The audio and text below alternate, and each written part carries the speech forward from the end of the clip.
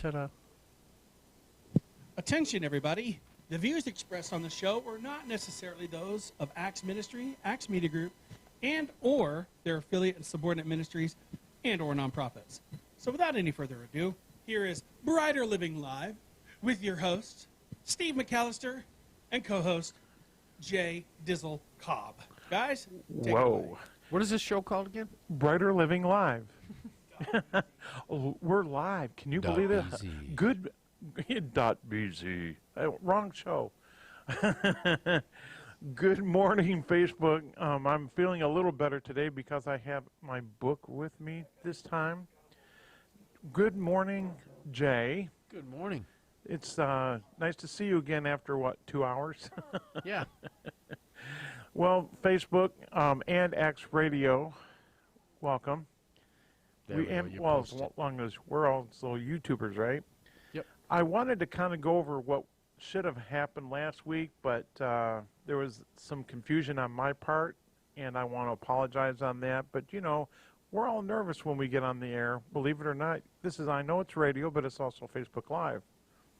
And I want to thank Jay for being my co-host today, and I appreciate you being here. You're welcome. I'm glad to be here.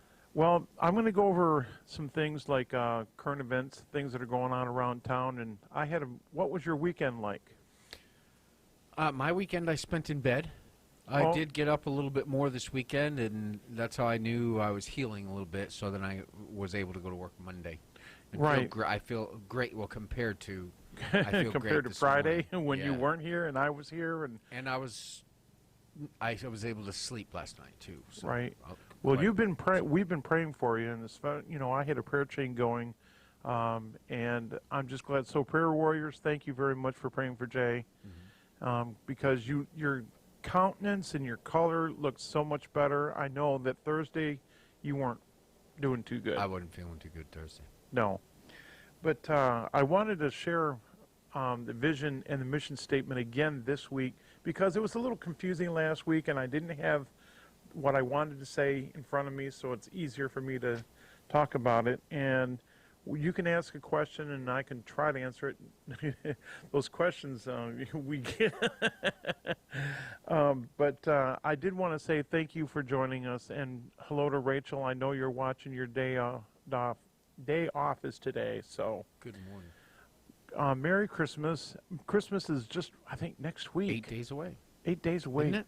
24th or 25th? The 25th. Yeah. And Christmas Eve is, man, a week from today. Now, so, see, I don't know if we'll actually have a live show next week. I don't think so. Okay. Because I know that the building itself is closing at noon. Ah. And so I won't be here live. I don't know what we're planning on doing. I don't know what Matt's going to plan on doing or not. But the vision statement that I had was for the viewer to experience a change in mind or in body, mind, and spirit, and a servant with a bright future ahead of them. That's basically what the vision is. And I hope I don't have my phone on, so I don't know who's watching, who's listening. But Dr. Jim Whining, thank you very much for again having me on the show. And the mission statement is basically this: is that this program is designed to let folks know in good and bad times that Jesus is the light of the world. So we just want to shine. Brighter Living Live, we want to brighten your day on a weekly basis, and we want Jesus to be the light of your world as well, because I know he's the light of mine. You know that song, This Little Light of Mine? Yes. And people think that, oh, that's just a little kid song, but you know what? Grown-ups sing that too, you know? I mean, and we shouldn't hide our testimony under a bushel. No. We should let it shine. Because I think that's really important, that we need to, and the guests that I'm going to have on the show, they've gone through a lot of stuff. Yeah. And so because they have, their life has changed because they've either accepted Jesus or come back to Jesus. And that's why I want to share that. I want people, ordinary people, when I say ordinary, I should say that, people in general, as well as guests, whether they're national, international, they've gone through some stuff, and they've turned their life either over to the Lord, such as Kanye. Mm-hmm. And Kanye West, people don't understand. They still think it's a publicity stunt for him. What's your view on that? On Kanye West, Yes. I don't really have one. You know, I mean, I don't. I find it difficult to think it's a publicity stunt because, well, I'm not sure that it matters whether or not it is either. From what I heard of his new music, there's a lot of scripture being talked about in it. Mm-hmm. Whether or not I didn't check any of it to make sure it's doctrinally sound or Right. scripturally sound or in context of the scripture. But what I did hear, I thought was amazing and good work. Right. A good work for the Christian community, too. Right. And from what I hear is his concerts are more like a worship service is what I heard. It kind of turns I it would into think, a... yeah, it's going to turn into one. And speaking of music, for King and Country has been on the Country Music Association. They was on the Country Music television series twice. They was on the Trish Yearwood Christmas Country, and then they was on the actually award show, the doing their little drummer boy, and that just blew me away. I'm like, for King and Country's on Love the the song. It's Country Music Award show, and then so was Sean, not Sean. Oh, he does Chainbreaker. Anyway, it was really neat to hear both of them being on a country music show, and especially so, I applaud that. good. Yeah, me too. So Nice work. yeah. Good job. So my Christmas has been different this year so far because I just think of the Christmas gift that we have was we moved into a new home, and well, I shouldn't say home; it's a new home to us compared to the trailer that we were in. And I think the Lord really brought to me and brightened my future, or at least brightened my the last few months, is because I thought the Lord. Sometimes when you think the Lord is in it, and then all of a sudden you realize, well, what happened? Well, it wasn't him in it all along. It was me being selfish. As far as the move to South Carolina, we were so close to moving to South Carolina, and the Lord just opened up my eyes. And after I found out the apartment building we were going to move into burned down, Wow. not the complex. And we found out it was and we thought it was a gas thing, but actually it was an arson. Part of it was an arson situation going on. So the Lord was really looking out for us, and so I know the Lord's got me here for a reason. And my new ministry is Sporos, which is Greek. I think I said that right. It's Greek for seeds, and I'm here to be the farmer and to spread seeds, whether it's here on Brighter Living Live or whether it's in Branson. In your lives. Right, exactly. In the viewers' lives. So I'd like to hear a little bit about your testimony, even if we just have to, and we're going to do a commercial here in a couple minutes, but I just want you to at least let people know about Jason Cobb. That wasn't an alarm. It was a phone call.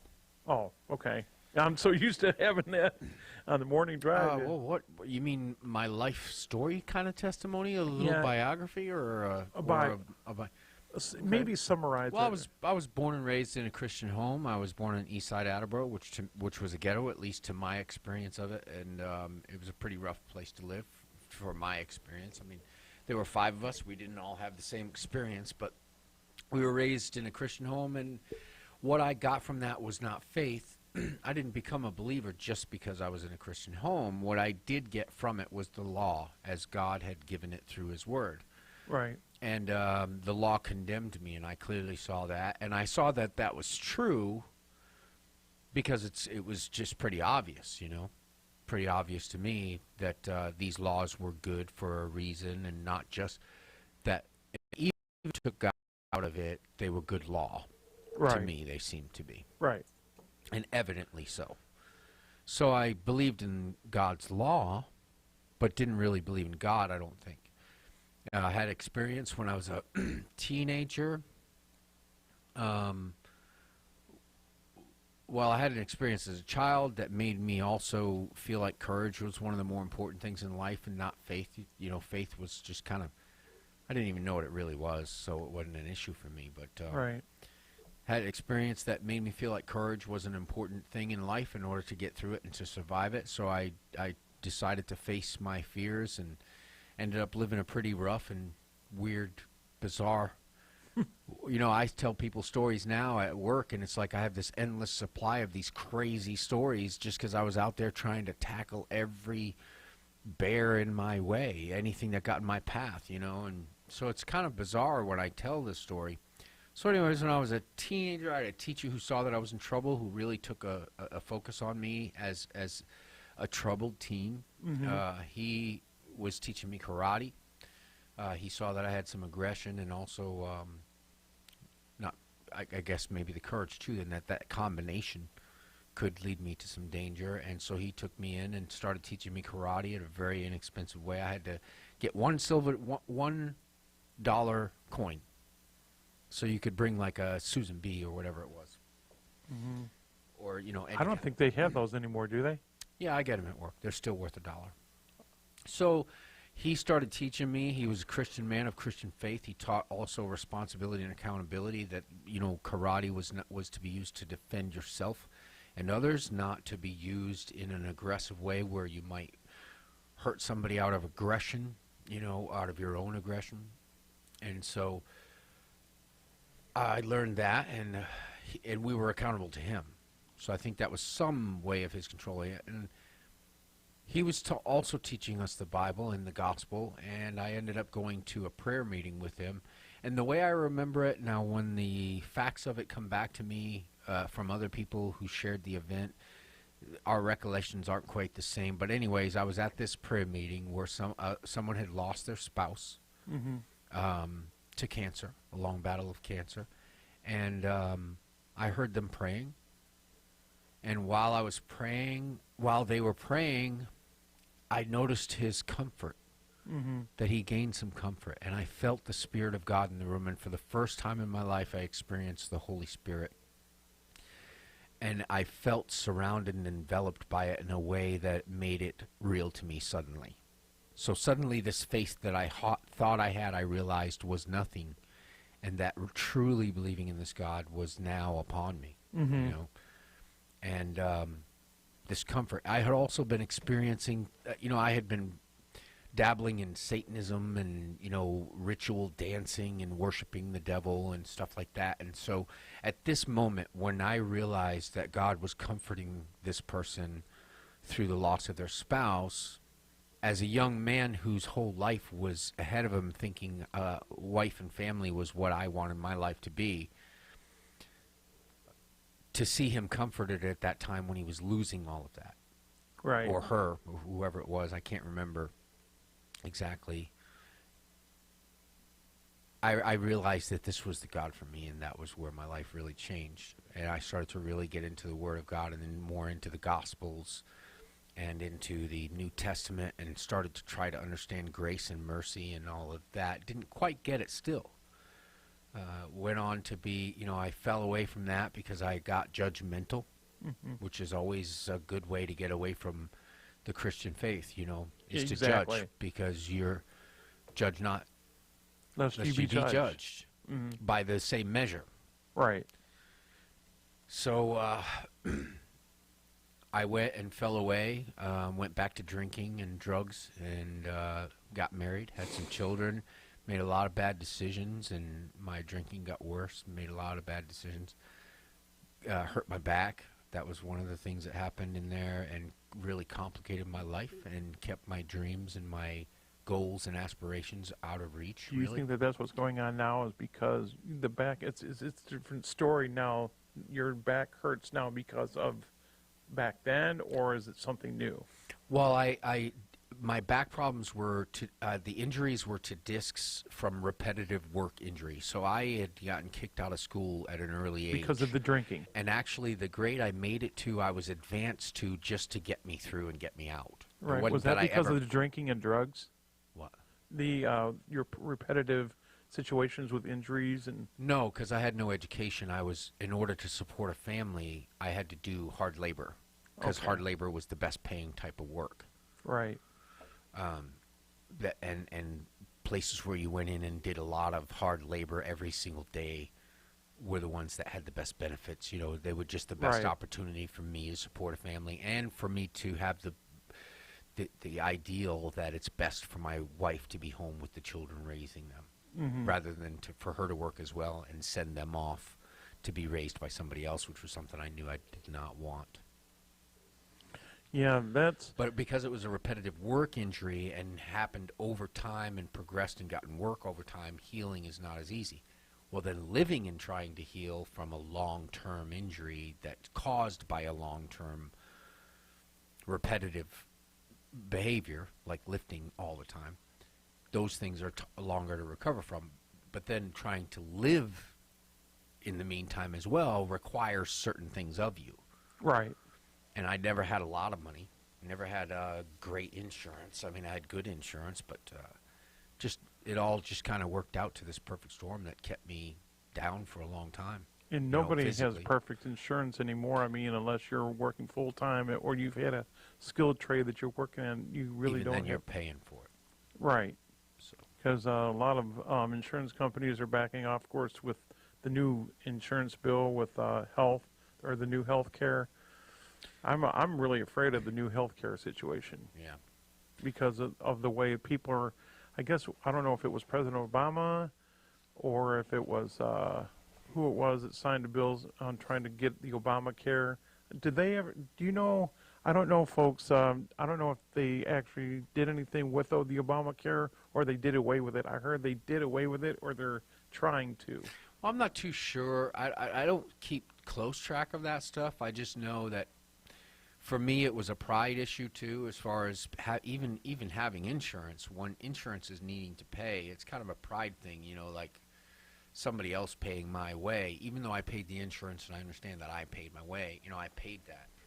But I just didn't feel good about insurance ever. I mean, I ended up finally ending up on disability. But my drinking, my drug use, and my hostility, my insecurity towards my wife and my family, I ended up losing my wife, and then shortly after that losing my children. They didn't want to be around me, and still was saved at the time. Right.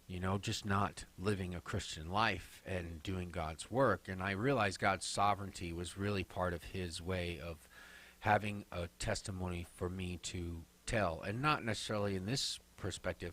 But when I meet somebody who's in a similar situation and is going through a tough, dark Right. time and feels really stuck and on the rails, a lot of times through my testimony, I have a way of breaking through. So you're Getting that them off bright the light. You're rails. that light. You're the what I'm talking about, folks, as far as brighter living, No, I have nothing but a great example of how to ruin life.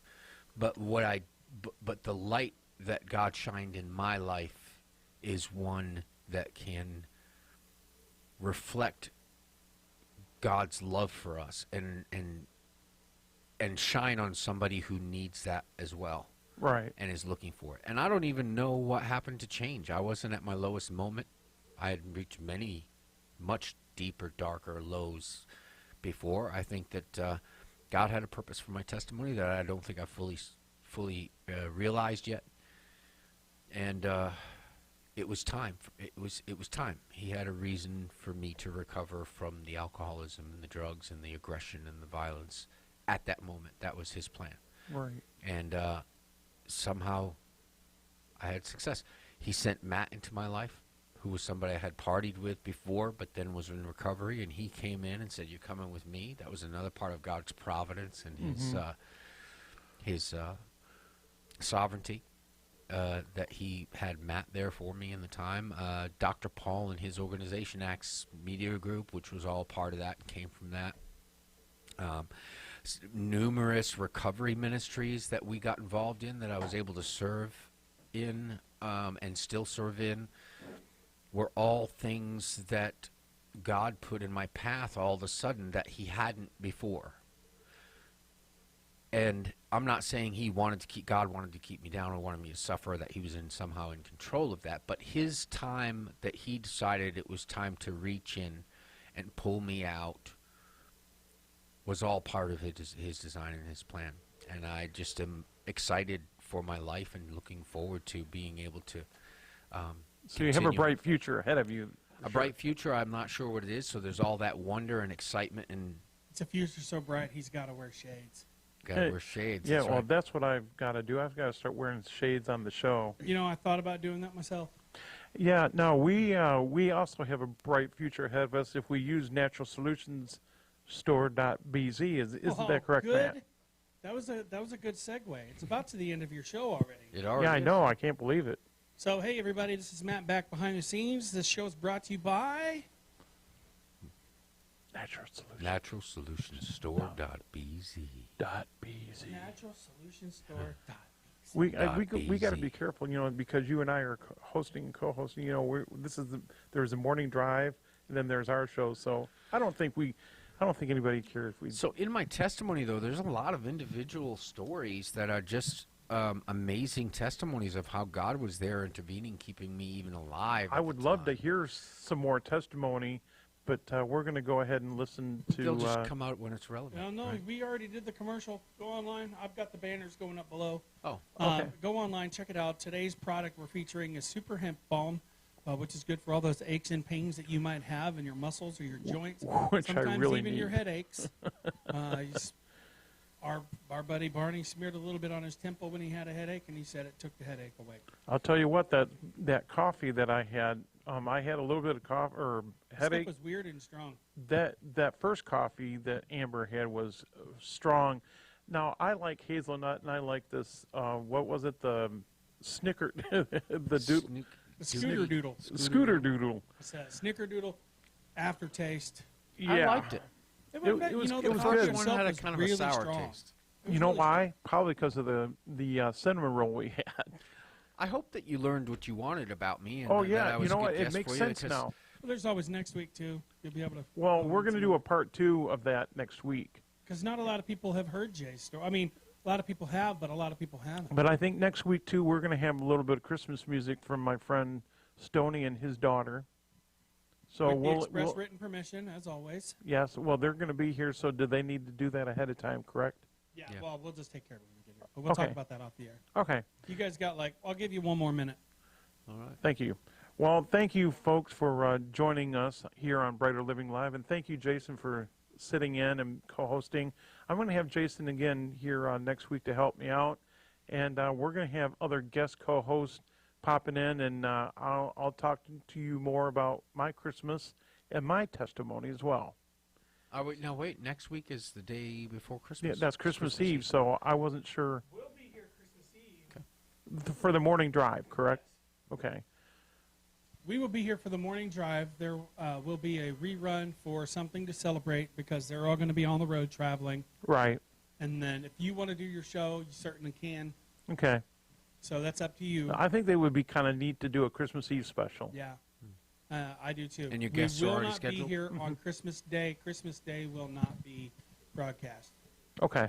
because we don't take off very much. Very rarely do we not have. No, I probably won't be here after Tuesday. I probably won't be here the rest of the week myself.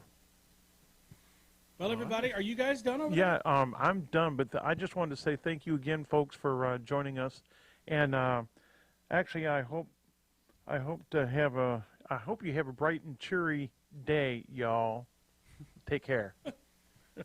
Again, thank you everybody for joining us on Brighter Living Live with your hosts Steve O, Mickey Mac McAllister, and Jay Dizzle Cobb. This is Matt telling you guys to have a wonderful day. Bye bye.